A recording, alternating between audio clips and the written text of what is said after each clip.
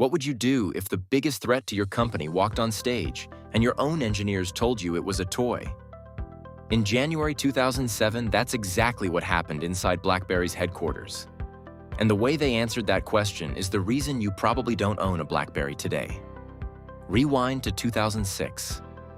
BlackBerry, back then still called Research in Motion, didn't just compete in the smartphone market. It basically was the smartphone market for anyone who mattered in business. Executives, lawyers, politicians, the White House itself. The device wasn't even really a phone first. It was a secure email machine with a phone bolted on, built around a physical keyboard that let you type a reply in your pocket without looking down. Co-CEOs Mike Lazaridis and Jim Balsillie had built something close to a monopoly on corporate trust. If your company handled sensitive information, you carried a BlackBerry.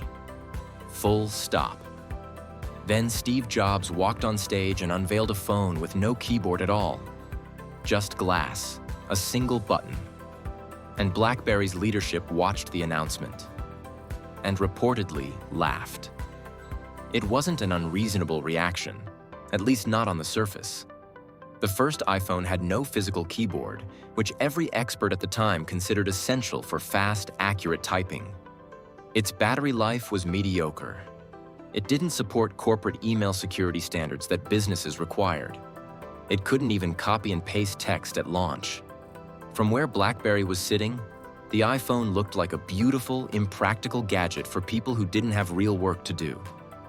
So BlackBerry did what any confident market leader does when a flashy new product shows up.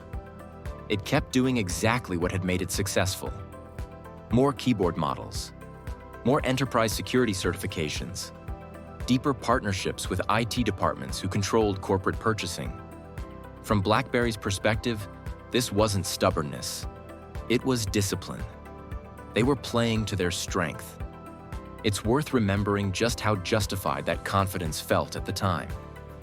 BlackBerry wasn't some fading incumbent clinging to the past.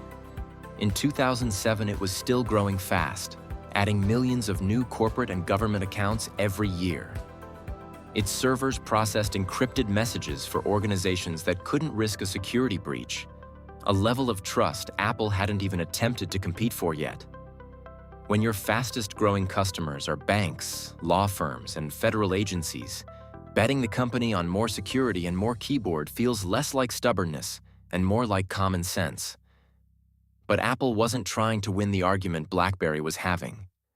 Apple asked a completely different question. Instead of, how do we make typing emails faster? Apple asked, what if your phone could do almost anything? In July 2008, Apple opened the App Store. Suddenly, the iPhone wasn't just a phone. It was a platform. Games, maps, banking, photo editing, social media, and eventually millions of tools nobody had thought to ask for yet. Every other manufacturer was still fighting over keyboards and email protocols. Apple had quietly changed what the entire category of smartphone even meant. And this is the moment worth sitting with, because it's the hinge the entire story turns on.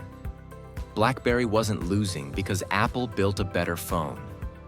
BlackBerry was losing because Apple had redefined what the product was, while BlackBerry kept improving the old definition. You can be the best in the world at answering the wrong question, and it won't save you.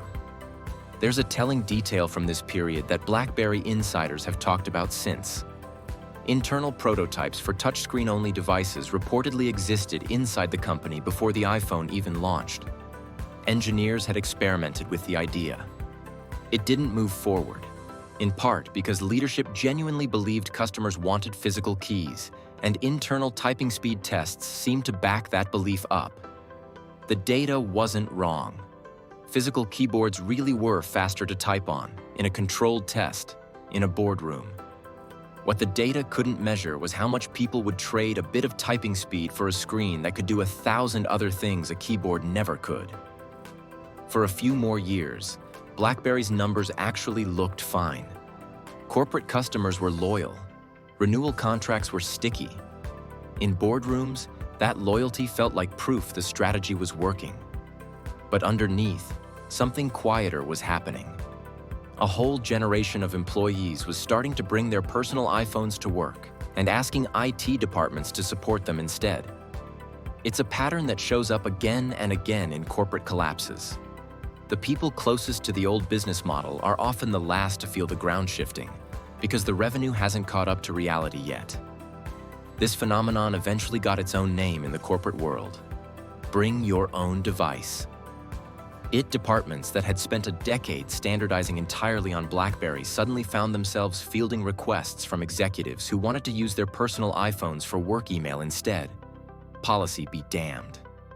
Every one of those requests was a small, quiet vote against the very security-first argument BlackBerry had built its empire on. Security stopped being the deciding factor once employees decided they simply preferred using a different phone, corporate policy or not.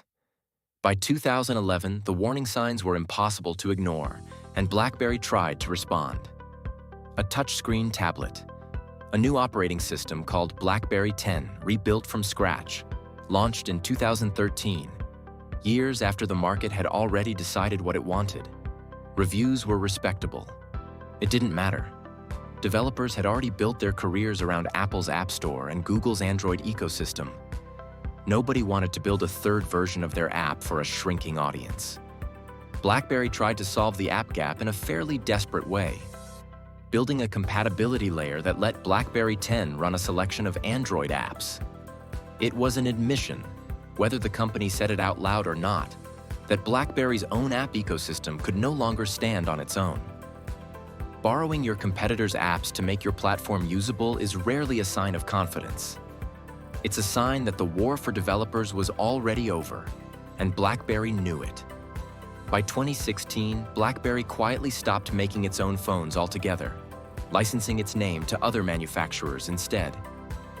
The company that once owned the pockets of the world's most powerful people had become a footnote, eventually pivoting entirely into cybersecurity software, a business built on the one thing nobody could take from its brand: trust in security.